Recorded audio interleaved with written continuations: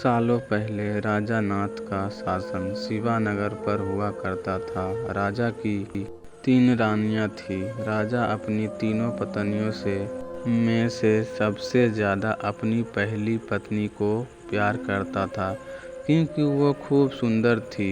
उसकी सुंदरता के कारण राजा दूसरी और तीसरी पत्नी पर ध्यान नहीं दे पाता था। वह अपनी दूसरी पत्नी को दोस्त मानता था और तीसरी पत्नी बिल्कुल गौर नहीं करता था। इधर राजा की तीसरी पत्नी उससे बेहद प्रेम करती थी, लेकिन राजा को तीसरी रानी का प्यार कभी दिखाई ही नहीं दिया। वो हरदम अपनी पहली पत्नी के साथ ही व्यस्त रहता था।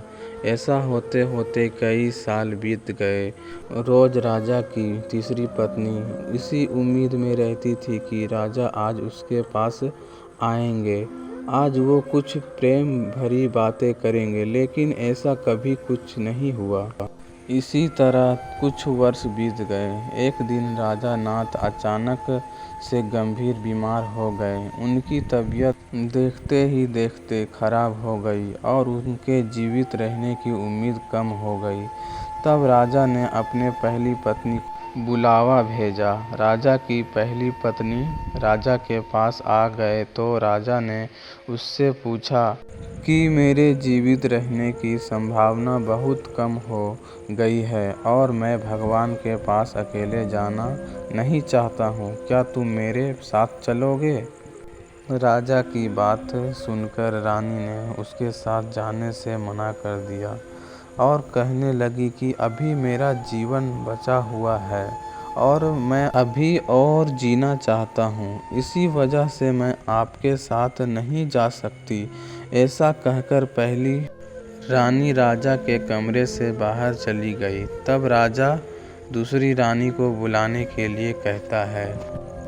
दूसरी रानी को जब पता चलता है कि राजा अपने अंतिम क्षण में है और वो अपने साथ अपनी पत्नी को लेकर जाना चाहते हैं, वो राजा को पास जाने से ही मना कर देती है। अपनी दोनों प्रिय रानी के निधन होकर राजा ने सोचा कि मैं कभी अपनी तीसरी पत्नी को समय नहीं दिया और ना ही उस पर प्यार जताया, अब मैं उसे कैसे बुला सकता हूँ। राजा ऐसा सोच ही रहे थे, तभी तीसरी रानी बिना बुलाए राजा के पास पहुँच गई।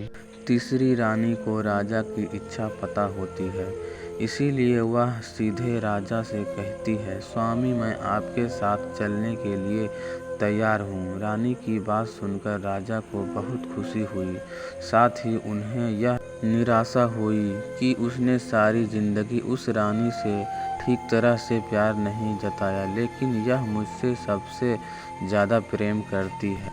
उसी वक्त राजगुरु एक जाने माने वैद्य को लेकर आते हैं, जो राजा की तबीयत को ठीक कर देता है। राजा ठीक होते ही अपनी तीसरी रानी को ही रखा और दोनों खुशी खुशी राजमहल में जीवन जीने लगे।